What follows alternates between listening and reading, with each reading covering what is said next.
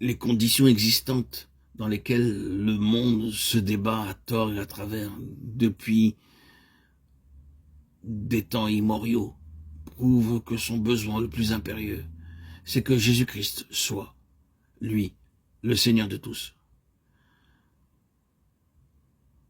Et c'est nous-mêmes aussi personnellement qui en avons besoin. La convertie en a besoin. Ah, si vous n'êtes pas sauvé, c'est cela qu'il vous faut, que le Seigneur Jésus soit Seigneur de votre vie et dans votre vie. Vous avez besoin de lui pour vous sauver.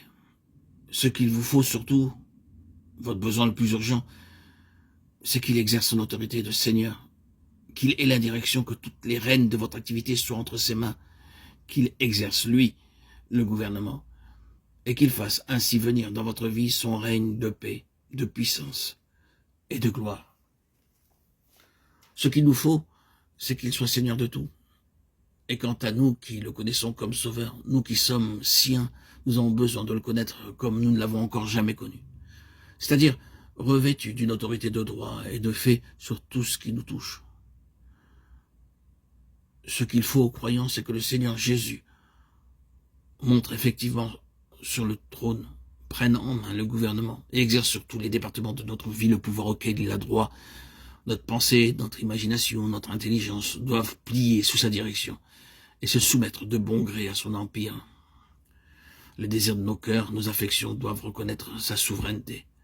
Notre volonté, nos décisions, tout ce qui représente une détermination à prendre ou un choix à faire, doivent lui être subordonnés. Il nous veut tout entier dans un état d'abandon et de soumission à son règne, de sainteté pratique, de victoire, de joie, de paix. Ah oui, même le croyant, même celui qui est sauvé, a besoin de l'avoir comme Seigneur de tout. Et si nous sommes si nombreux à souffrir d'une vie étriquée, si le rendement de notre travail et de notre service est si faible, si notre joie chrétienne est souvent si voilée, j'ai la conviction qu'il y a dans toutes ces choses un seul et même problème. Et nous trouverons la solution de ce problème que lorsque nous laisserons l'autorité absolue de Jésus-Christ s'exercer librement sur nous. S'il y a une chose qui transparaît plus que toutes les autres dans les 2 chapitres des Actes, le chapitre 2 et le chapitre 10, c'est bien cela. La métamorphose de l'existence quand Christ est devenu Seigneur de tout. Relisez ces passages, ces 2 chapitres, dans ces 2 occasions.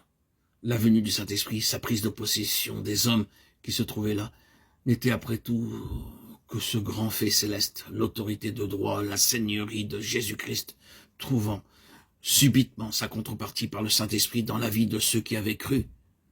La plénitude de l'Esprit n'a pas d'autre sens. En d'autres termes, une vie remplie du Saint-Esprit est une vie qui fait rayonner autour d'elle l'autorité de la souveraineté de Jésus-Christ.